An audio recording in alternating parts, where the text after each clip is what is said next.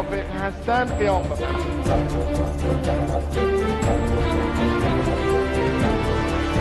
ایجاد یک تمدن نوین اسلامی، این بگیم هدف ملت ایران و هدف انقلاب اسلامی است.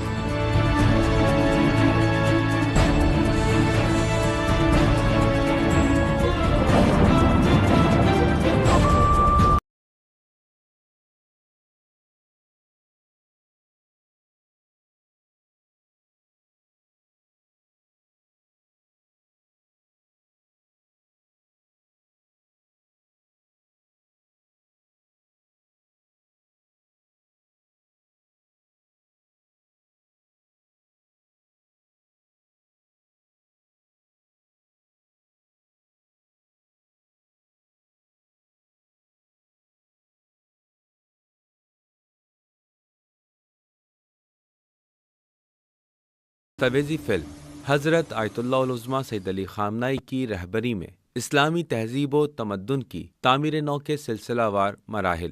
یہ دستاویزی فلم 9 قسطوں پر مشتمل ہے۔ تہران میں آپ کو یوں لگے گا کہ جیسے یہاں کے شہری دنیا میں اپنے منفرد نظام کو لے کر فخر محسوس کرتے ہیں۔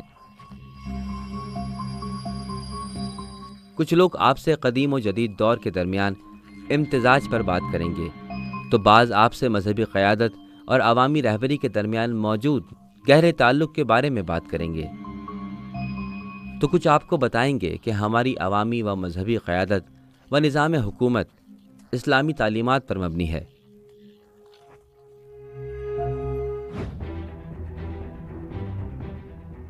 امام خمینی نے ایران پہنچتے ہی ملک کے لیے اسلامی نظام کی ضرورت اور اس کی سمت کا تعین کر دیا تھا، وہ سمت جس کے بارے میں امام خمینی اور امام خمینی کے شاگردوں نے کئی دہائیاں سوچ بچار کر کے نہایت زحمتوں کے ساتھ اس کی سطریں لکھی تھیں۔ اسلامی انقلاب نے اپنے سفر کا آغاز کسی نمونے و مثال کی پیروی کے بغیر کیا۔ قرآن و سنت پر مکمل انحصار کر کے موجودہ حالات کا بغور جائزہ لیتے ہوئے اور نہ مشرق نہ مغرب کا نعرہ لگاتے ہوئے آگے بڑھا۔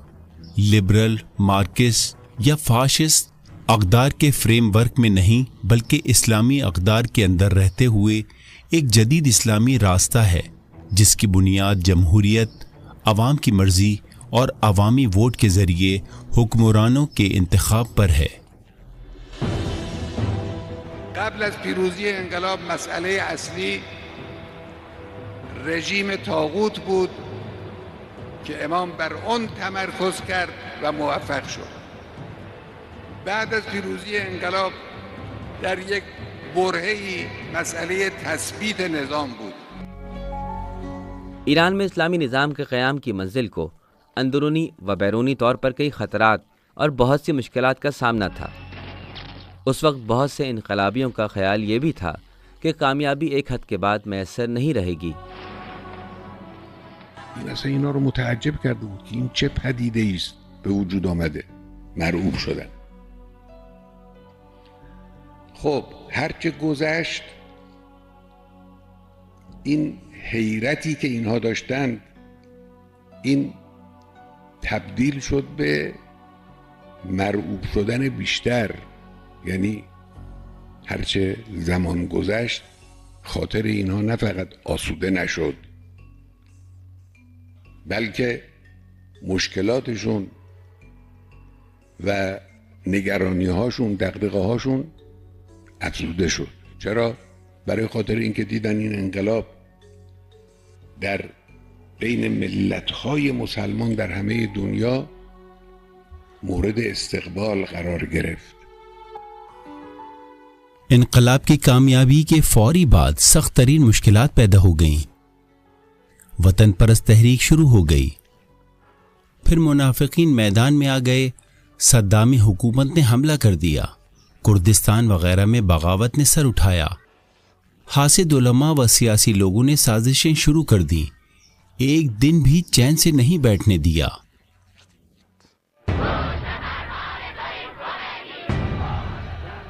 اسلامی تہذیب کو رائج کرنے والے رہنماؤں نے اس وقت امام خمینی کی رہنمائی میں نہ شرقی نہ غربی صرف جمہوریہ اسلامی کا نعرہ عام کرنا شروع کر دیا۔ لیکن وہ رہنما جو لبرل سوچ سے متاثر تھے، جیسے مہدی بازرگان اور بنی صدر وغیرہ، ان کی کوشش تھی کہ ایک ایسا اسلامی نظام تشکیل پائے جو مغربی لبرلزم سے ہم آہنگ ہو۔ لیکن بائیں بازو کی تنظیم مجاہدین خلق، کہ جنہیں بعد میں منافقین کے نام سے جانا گیا، ایک سوشلسٹ نظام کی تشکیل کے در پہ تھی۔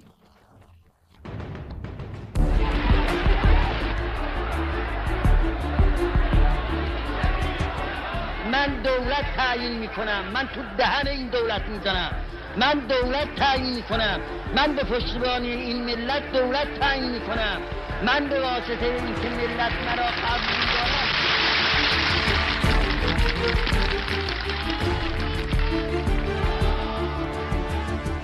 بہشت زہرا شہداء قبرستان میں امام خمینی کے خطاب نے اس بحث کو سمیٹ دیا کہ ایران میں اب جو نظام قائم ہوگا وہ عوامی حمایت کے ساتھ اسلامی نظام ہوگا۔ ہماری دلچسپ کہانی اس لمحے شروع ہوئی جب خالص محمدی اسلام اقتدار سنبھالنے میں کامیاب ہوا۔ اس کا مطلب یہ نہیں ہے کہ اسلامی انقلاب سے پہلے خالص اسلام کا وجود نہیں تھا البتہ کتابوں میں تھا، لیکن لوگوں کے ذہنوں میں، یعنی ایک ایسا شفا بخش نسخہ تھا جس پر عمل نہیں کیا گیا تھا۔ داستان وہاں سے شروع ہوئی جب حضرت امام رضوان اللہ علیہ کی ہمت و جرات کے ساتھ خالص اسلامی نظام اقتدار کی کرسی پر بیٹھا۔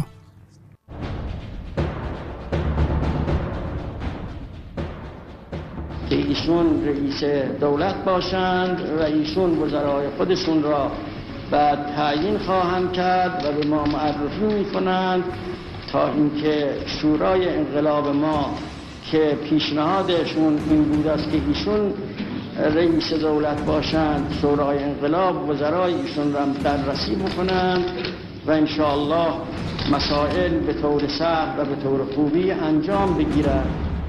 مہدی بازرگان کو عبوری حکومت کی سربراہی کے منصب پر فائز کرنا دراصل اس خیال کی نفی تھی کہ جس کے مطابق دوسرے رجحانات رکھنے والے افراد کو سیاسی عمل کا حصہ نہیں بنایا جانا تھا۔ حضرت امام نے بعد میں اس سوال کا جواب دیا اور فرمایا کہ بازگران کا نام دوسروں نے پیش کیا تھا۔ کچھ دوست عزیز، بعض انقلابیوں اور ان میں سے کچھ جو اس تحریک کے اصل مقاصد کو نہیں جانتے تھے یا زیادہ شک نہیں کرتے تھے، سب نے جناب بازرگان کا نام پیش کیا۔ حضرت امام نے بتایا کہ وہ شروع سے ہی اس رائے کے حامی نہیں تھے، لیکن پھر بھی انہوں نے اس کو تعینات کر دیا۔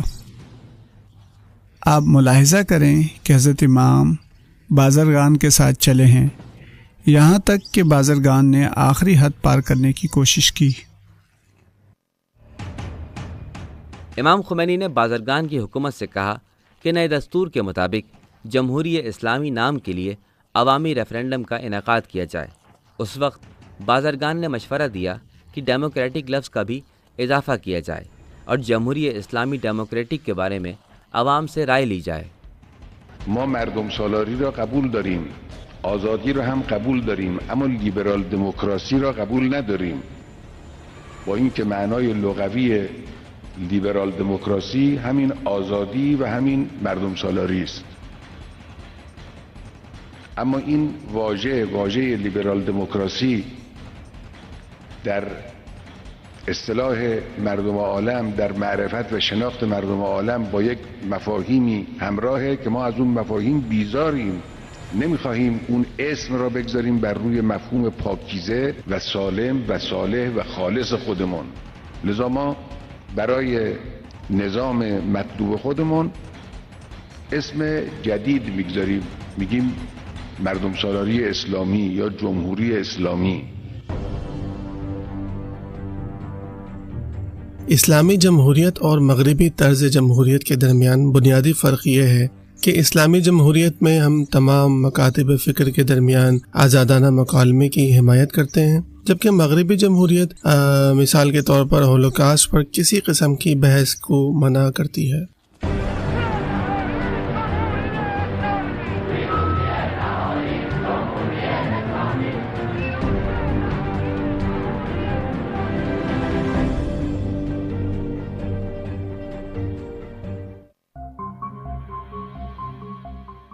سن 1970 کے اپریل کی پہلی تاریخ کو ایران میں جمہوریہ اسلامی نام کے بارے میں ریفرینڈم کا انعقاد ہوا کہ جس میں 89% ایرانی عوام نے جمہوریہ اسلامی کے حق میں ووٹ دیا تھا۔ اسلامی جمہوریہ قائم کرنے یا نہ کرنے کے بارے میں ایک ریفرینڈم کا اعلان کیا گیا اور اس عرصے کے دوران بڑی الجھنیں پیدا ہوئیں۔ امام خمینی کے بیان کے مطابق اسلامی جمہوریہ لفظ کسی کمی یا کسی زیادتی کے بغیر ہونا چاہیے۔ یہ اس وقت کے علماء نے لوگوں کو اس کا مطلب سمجھانے کی ذمہ داری خود لی۔ علماء نے بطور احسن یہ ذمہ داری انجام دی، جس کا زبردست نتیجہ ریفرینڈم کے نتائج میں سامنے آیا اور عوام کی واضح اکثریت نے جمہوری اسلامی کے حق میں ووٹ دیا۔ مخالفین بہت مایوس اور محدود ہو کر رہ گئے۔ جمہوریہ اسلامی کے لیے عوامی رائے نے مہدی بازرگان کے منصوبے کو ناکام بنا دیا، لیکن اس کے باوجود مہدی بازرگان اور اس کے حامیوں نے مغربی لبرل نظام کے لیے کوششیں جاری رکھیں۔ جو لوگ یہ دعویٰ کرتے ہیں کہ جمہوریت کے اصول اسلام سے مطابقت نہیں رکھتے، یا تو وہ جمہوریت کے اصولوں کی صحیح مطابقت نہیں کر پاتے یا اسلام کو اس طرح پیش نہیں کرتے جیسا کہ ہونا چاہیے۔ لیکن اگر کوئی ایسے اسلام کو پیش کرتا ہے جسے لوگوں کی اکثریت نے قبول کیا ہے، ایسا اسلام جو وہ بنیادی آئین ہے جسے اس خدا نے ایسے دلوں کے لیے لکھا ہے جنہیں خدا نے خلق فرمایا ہے۔ اس دوران ایک اور بات یہ ہوئی کہ عوام کو پتہ چل گیا کہ لبرلزم سے ہمارے مسائل حل نہیں ہو سکتے۔ عوام متوجہ ہو گئے کہ راہ انقلاب کو لبرلزم کے ساتھ طے نہیں کیا جا سکتا، اور یہ ایک بہت اہم حاصل تھا، اگرچہ بہت نقصان بھی ہو چکا تھا۔ بہرحال وَعَسَىٰ أَن تَكْرَهُوا شَيْئًا وَهُوَ خَيْرٌ لَكُمْ۔ اس دوران عبوری حکومت کے سربراہ مہدی بازرگان نے اپنے ایجنڈوں کے لیے سیاسی عدم استحکام کی کوششیں شروع کر دیں۔ دوسری جانب انجمن مجاہدین خلق نے ایران کے نئے نظام کے خلاف دہشت گردی اور خوف و ہراس پھیلانے کا راستہ اختیار کر لیا۔ بازرگان نہ شرقی نہ غربی بنیاد پر امام خمینی کی عملی میدان میں کامیاب سیاسی پالیسی کو قبول نہیں کر پا رہا تھا اور وہ الجھن کا شکار تھا۔ اسی طرح وہ نہیں سمجھ پا رہا تھا کہ ہم امریکہ کی مدد کے بغیر مشکلات سے نکل کر ترقی کر سکتے ہیں، لہٰذا وہ امریکی سیاستدانوں سے رابطے میں تھا۔ امریکہ چاہتا تھا کہ ان لوگوں کی مدد کرے جو اسلامی حکومت کے قیام کی مخالف قوتوں کے ساتھ رابطے کا ذریعہ بن سکتے ہیں، لہٰذا اس مقصد کی خاطر وہ اندرونی اختلافات سے فائدہ اٹھا کر کچھ لوگوں سے رابطے میں تھا۔ کجا ایستادن؟ یعنی همون کسانی که از اول انقلاب با امام دشمنی کردن، سنگ زدن، گلوله خالی کردن، تروریست را انداختن، اسمشون چپ بود، پشت سرشون آمریکا بود، اسمشون سوسیالیست بود، لیبرال بود، آزادی طلب بود، پشت سرشون همه دستگاه‌های ارتجاع و استکبار و استبداد کوچک و بزرگ دنیا صف کشیده بودند۔ ایک جانب جہاں دستور کی منظوری کے لیے عوامی ریفرینڈم ہو رہا تھا تو اسی دوران ایران کے سرحدی علاقوں میں کافی بے چینی پائی جا رہی تھی۔ ایران کی انقلابی قیادت نے ان بے چینیوں کا ذمہ دار امریکہ کو ٹھہرایا تھا۔ انقلاب کی کامیابی کے فوری بعد ایران میں کچھ علاقائی مسائل پیدا ہو گئے۔ کردستان، بلوچ علاقے، ترکمان، عرب اور ترک کے علاقوں میں ہر طرح کی سازش رچائی گئی۔ پھر 3 بغاوتوں کا انکشاف ہوا۔ مخالف و متحارب گروہوں کا سر اٹھانا بقول امام ایسا تھا جیسے اچانک مشروم زمین سے نکل آئے۔ امام خمینی کو محسوس ہوا کہ انقلاب کو اندرونی اور بیرونی مخالف قوتوں سے بچانے کے لیے ایک نظریاتی مجاہد فورس کی ضرورت ہے جو اس کی حفاظت کر سکے۔ اسی مقصد کے لیے مئی 1979 میں امام خمینی نے پاسداران انقلاب اسلامی کی تشکیل کا حکم دیا اور کچھ ہی عرصے بعد اس فورس کی قیادت کی ذمہ داری سید علی خامنہئی ادا کر رہے تھے۔ دراصل جنگ کے آغاز میں ہماری مسلح افواج میں انقلاب کے بعد رونما ہونے والے واقعات کی وجہ سے ہم آہنگی اور اتحاد نہیں تھا۔ زیادہ تر کمانڈر شاہ کی حکومت کے ساتھ وابستگی کی وجہ سے بھاگ گئے تھے یا برطرف یا گرفتار کر لیے گئے تھے، اور عملی طور پر ہماری مسلح افواج کے درمیان ہم آہنگی نہیں تھی۔ عوامی افواج، انقلابی کمیٹیاں، سپاہ پاسداران انقلاب اسلامی اور رضاکار اپنی ہم آہنگی اور تنظیم سازی کی ابتدائی مراحل میں تھے۔ خب در مجموع که نگاه میکنیم میبینیم وجود بسیج یکی از معجزات انقلابه. این ابتکار امام بزرگوار ما، آگاهی او را، حکمت او را، اتصال دل نورانی او را به اراده الهی و حکمت الهی نشان میده. ایک طرف جہاں ملک کو مختلف محاذوں پر جنگ کا سامنا تھا، تو اسی دوران دوسری طرف ایران میں موجود امریکی مشیروں کو ملک سے نکالنے کے موضوع پر بازرگان حکومت کے ساتھ ایک نیا اختلاف سامنے آیا۔ رژیم طاغوت رو ساقط کردن ملت ایران، اما کسانی بودن آن روز با حضور آمریکایی ها در کشور، با فعالیت آنها، حتی فعالیت برخی از نهادهای آمریکایی در داخل کشور موافق بودند. اختلاف عمده دولت موقت با امام بزرگوار سر این قضیه بود، ما از نزدیک می‌دیدیم. تہران میں سابقہ امریکی سفارت خانے کی دستاویزات اس بات کو ثابت کرتی ہیں کہ شہنشاہی حکومت میں ایران کی تمام چھوٹی بڑی پالیسیاں امریکی سفارت خانہ طے کرتا تھا۔ ان دستاویزات سے یہ بات بھی ثابت ہوتی ہے کہ انقلاب کی کامیابی کے بعد تہران کا امریکی سفارت خانہ ایران میں اندرونی خلفشار پیدا کرنے اور اسلامی نظام کو کمزور کرنے کی پوری کوشش کر رہا تھا۔ مرکز اخلال و مرکز همه توطئه ها هم همین لانه جاسوسی یعنی سفارت آمریکا در تهران بود.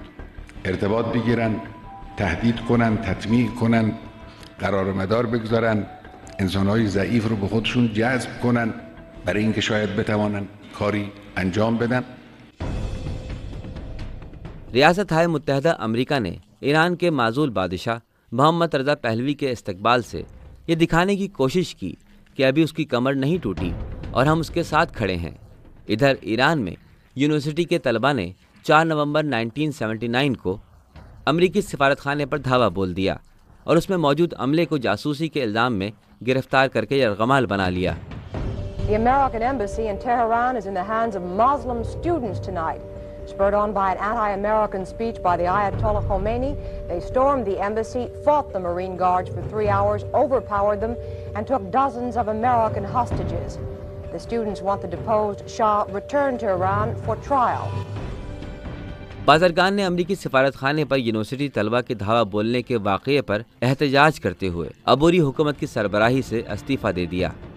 بازرگان نے اس موقع پر استعفیٰ دیا اور امام نے اس کا استعفیٰ قبول کر لیا۔ آپ ملاحظہ کریں کہ جب جاسوسی کے اڈے پر قبضہ ہو گیا تو اس کی تاکید یہ تھی کہ ایسا نہیں ہونا چاہیے تھا، لیکن جب واقعہ ہو گیا تو اس نے استعفیٰ دے دیا۔ امام نے بلا تاخیر اس کا استعفیٰ قبول کر لیا۔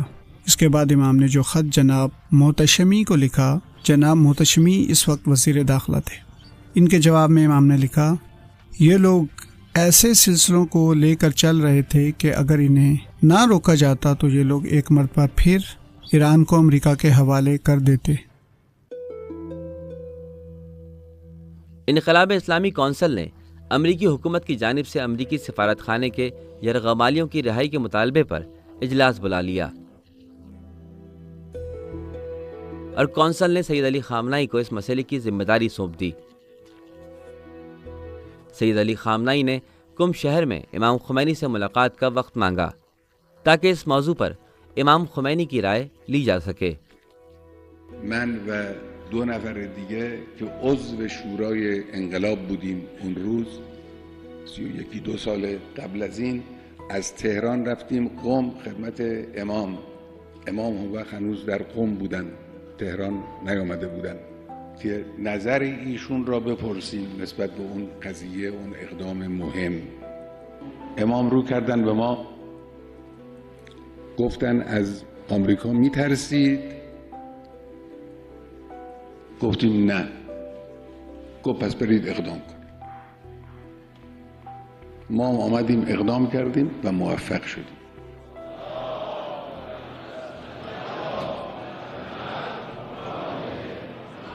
اگر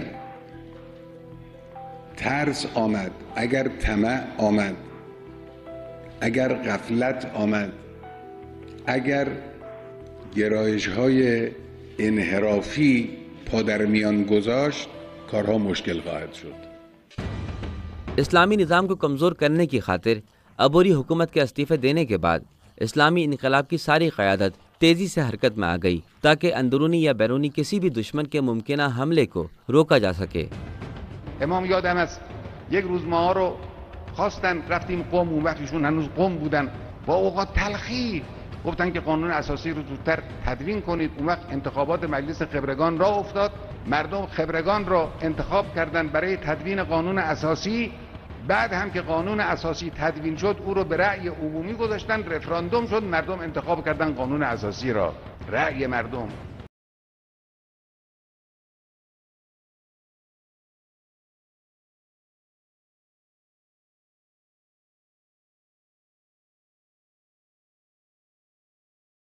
اسلامی جمہوریہ کے آئین کی منظوری سے سرکاری محکموں کی تشکیل اور انتظامی ڈھانچے کو ہم آہنگ کرنے کے دروازے کھل گئے، جس پر اسلامی جمہوریہ کو چلانے کا سارا نظام منحصر تھا.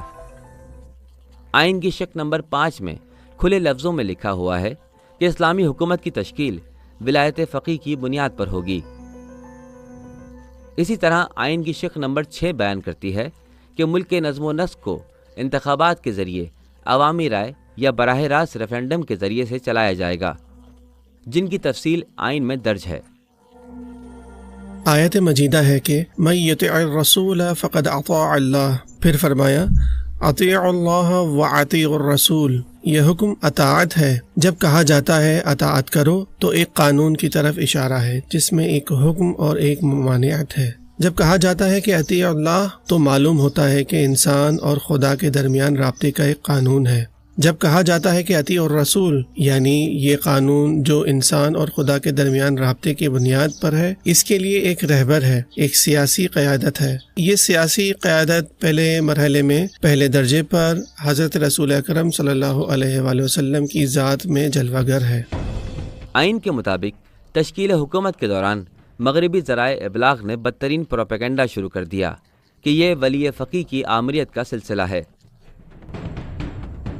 حالا ولایت فقیه را، ولایت مطلقه را دشمنان به معنای استبدادی گرفتند، یعنی میل فقیه عادل به صورت دل بخواه که این در دل خودش تناقض داره. یعنی اگر عادله نمیتونه مستبد باشه، اگر مستبد است بر اساس دلخواه عمل میکنه پس عادل نیست. یعنی این در دل خودش تناقضی وجود داره، اینو ملتفت نمیشن، نمیفهمن این معنا رو. این نیست مسئله ولایت مطلقه که فقیه هر کار دلش خواست بکنه، یه وقتی چیزی رو به نظرش رسید که باید این کار انجام بگیره فوراً انجام بده. این نیست قضیه. قضیه این است که یک حالت انعطافی در دست کلیددار اصلی نظام وجود دارد که میتوانه در اونجایی که لازمه مسیر را تصحیح کند، اصلاح کند، بنا را ترمیم بکند. یه چنین حالتی وجود داره. اس کے بنائے جانے کی وجہ یہ ہے کہ اس سیاسی و معاشرتی نظام میں جو قوانین آئے ہیں وہ دو طرح کے ہیں. غیر متغیر قوانین کا ایک حصہ ہے، یہ ناقابل تغیر قوانین کا گروہ جسے ہم بنیادی قوانین یا ذاتی قوانین سے تعبیر کرتے ہیں، اور احکام و قوانین کا دوسرا مجموعہ ہے کہ اسلامی حکمران، سیاسی رہنما اور اسلامی معاشرے کے سیاسی حکمران کو چاہیے کہ وہ احکام و قوانین کے اس مجموعے کو ضرورت کے مطابق وقت، جگہ، مصلحتوں، معاشرتی مفاد میں ہونے والے تبدیلیوں کے مطابق اس کے لیے تشریحات، قوانین اور احکام جاری کر سکے.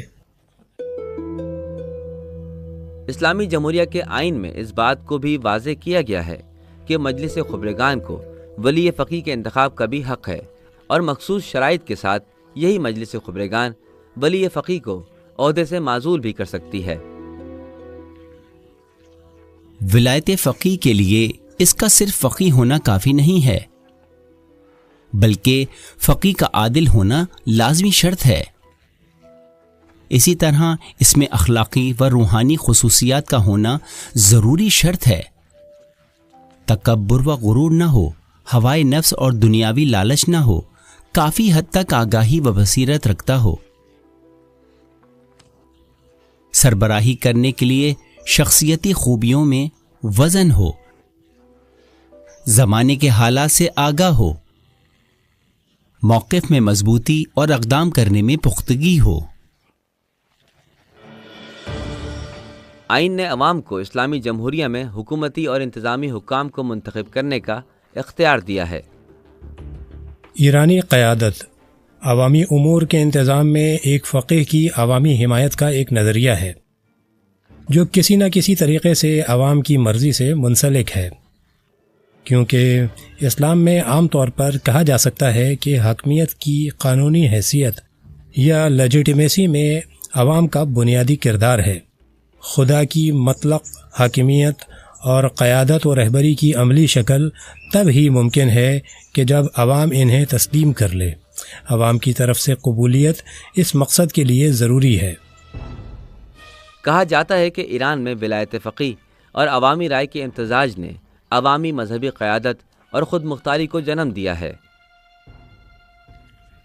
دیکھیں، امام خمینی فرانس سے واپس پہنچتے ہی بہشت زہرا میں خطاب کرتے ہوئے فرماتے ہیں کہ میں عوامی نمائندگی کر رہا ہوں، اور کیونکہ عوام مجھے مانتی ہے اس لیے میں حکومت بناؤں گا۔ یعنی ایک جانب میں مجتہد ہوں، دوسری جانب عوام نے بھی مجھے یہ کام سونپا ہے۔ پس نتیجہ یہ نکلا کہ مذہب کی اپنی حدود و قیود ہیں اور عوام کی اپنی ذمہ داری ہے۔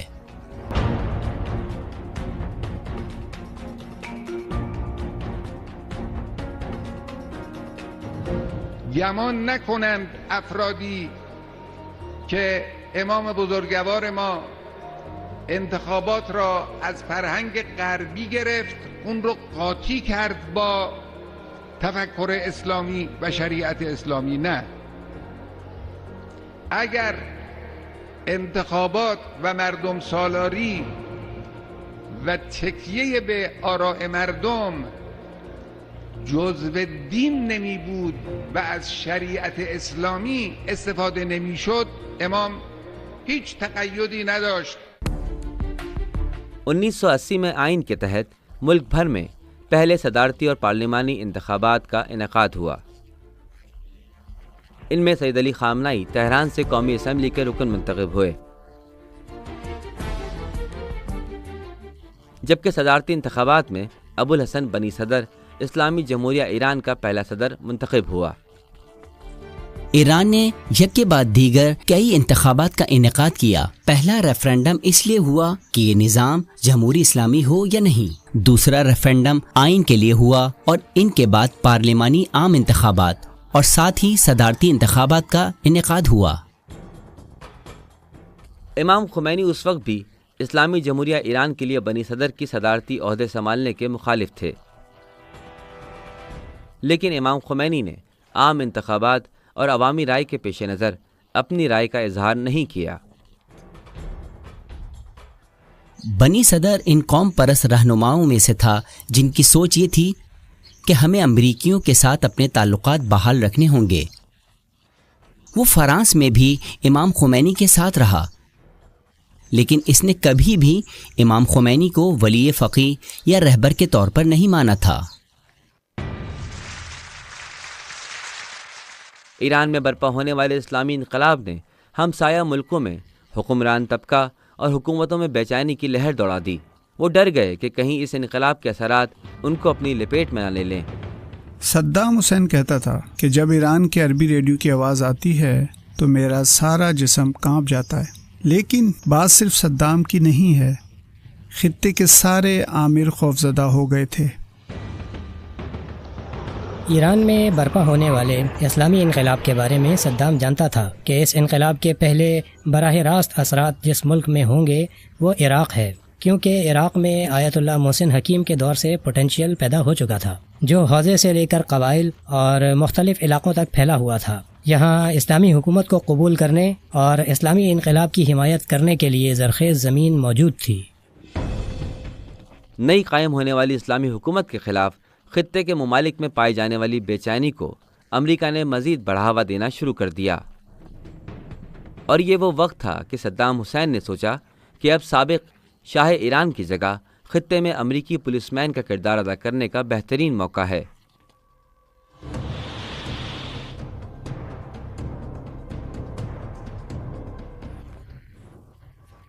جس وقت صدام ملعون نے اسلامی جمہوریہ ایران پر چڑھائی کی تو اس وقت کیسنجر نے وہ مشہور بات کہی کہ ہر جنگ میں کسی کی ہار اور کسی کی جیت ہوتی ہے، لیکن اس جنگ میں دونوں ہی نقصان اٹھائیں گے۔ ایران کو شدید نقصان پہنچے گا جبکہ عراق اپنی قوت کھو دے گا۔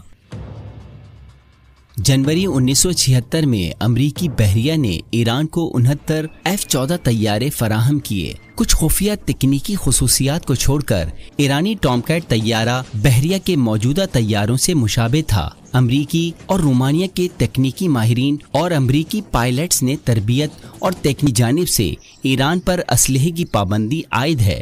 اسپیئر پارٹس اور انتظامی سطح پر سنگین مسائل پیدا ہو چکے ہیں، جس کی وجہ سے ایرانی ٹام کیٹس طیارے عملی طور پر ناکارہ ہو چکے ہیں۔ جمهوری اسلامی اون روز نه نیروهای مسلح منظمی داشت، نه دستگاه اطلاعاتی مرتب و منظمی داشت. اول انقلاب بود دیگه، همه چی به هم ریخته بود. جمهوری اسلامی تنها چیزی که داشت ملت با ایمان و رهبر مقتدر مثل امام بزرگوار بود. جنگ شروع ہونے کے صرف 5 دن بعد ہی سید علی خامنہئی نے ایک بار پھر سے محاذ جنگ کا رخ اختیار کیا تاکہ اگلے مورچوں میں کھڑے ہو کر اسلامی انقلاب کا دفاع کر سکیں۔ ویسے تو شروع سے ہی رہبر معظم باقاعدگی سے محاذوں پر جایا کرتے تھے۔ جب میں جنوب خلیج فارس میں آپریشنز کا انچارج تھا تو ہماری ان کی خدمت میں کئی ملاقاتیں ہوئیں، حتیٰ کہ بنی صدر کے دور میں بھی ہم ان سے ملے تھے۔ ہم کہہ سکتے ہیں کہ جب ہمیں کوئی مسئلہ درپیش ہوا بنی صدر یا جنگی مشکلات کے حوالے سے، یا بنی صدر کے بعد مسلح افواج کے بارے میں کوئی مسئلہ درپیش ہوتا، تو مسلح افواج خصوصاً سپاہ پاسداران کی واحد پناہ گاہ رہبر معظم ہوا کرتے تھے۔ سید علی خامنہئی نے ایسے وقت میں فوج اور سپاہ پاسداران انقلاب اسلامی کے درمیان ایک زبردست قسم کی کوارڈینیشن بنا دی، اور وہ ایک محاذ سے دوسرے محاذ آتے جاتے رہتے تھے تاکہ فورسز کے درمیان جہادی عزم کو مضبوط کر سکیں۔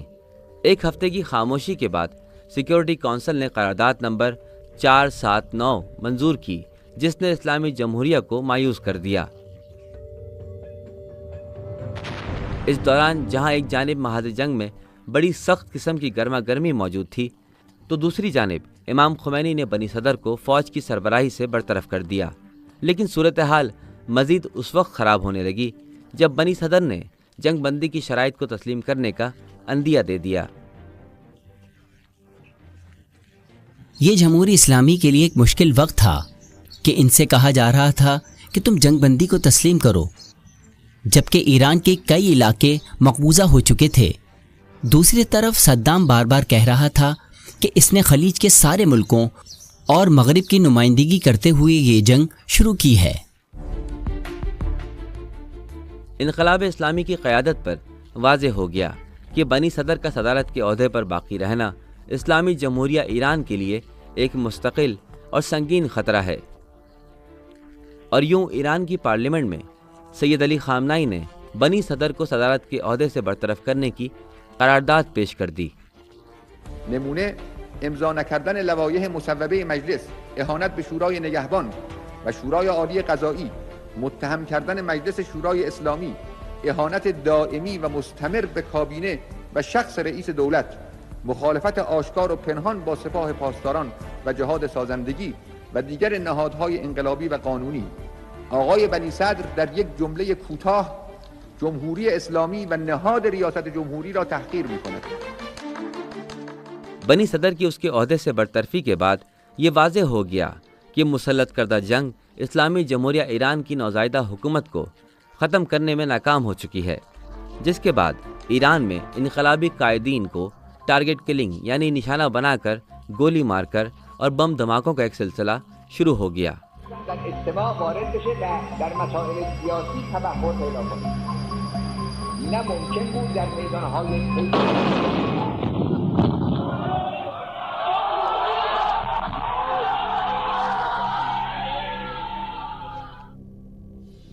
وہ چاہتے تھے کہ اگر وہ ملک کی انقلابی قیادت کو شہید کر سکیں تو اسلامی جمہوریہ کے خاتمے کے لیے راہ ہموار ہو جائے گی، امام اکیلے رہ جائیں گے اور وہ امام پر دباؤ ڈال کر ملکی حالات کا رخ اپنے فائدے میں اور اپنی طرف موڑ سکیں گے، جبکہ ملک حالت جنگ میں بھی تھا۔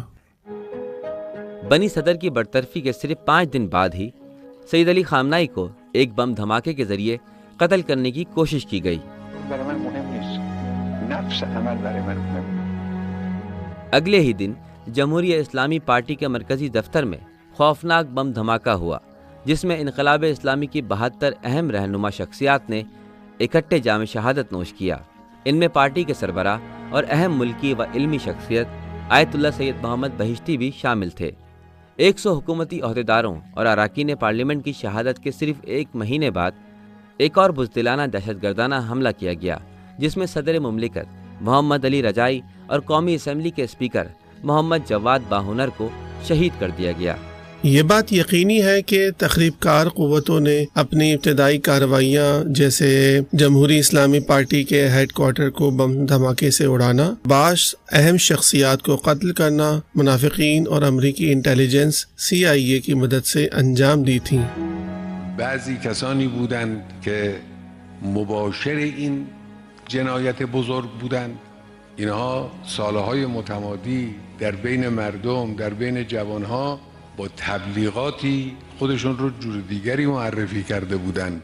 طرفدار آزادی، طرفدار ارزش‌ها، اینها افشا شدند. معلوم شد یک مشت تروریست فاقد هر گونه مبنای ذهنی و اعتقادی و انقلابی اند.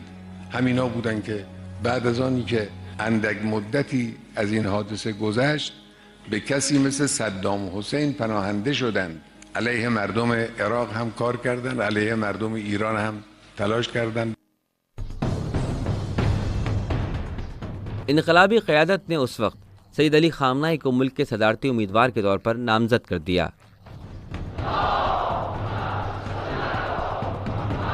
سید علی خامنہئی نے عام انتخابات میں کل 1,70,00,000 ووٹوں میں سے مجموعی طور پر 1,60,00,000 ووٹ حاصل کر لیے۔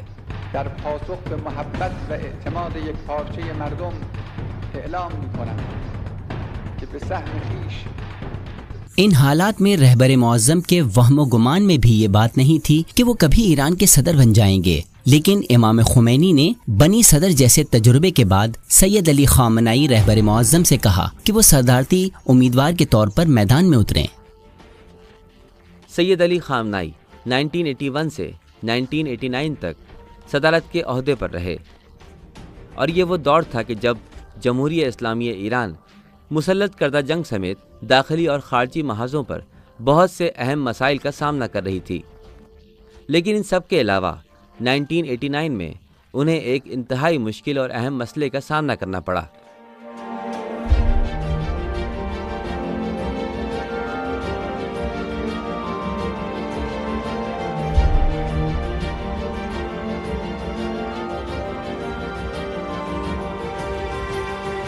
موافق هستند قیام بفرمایید.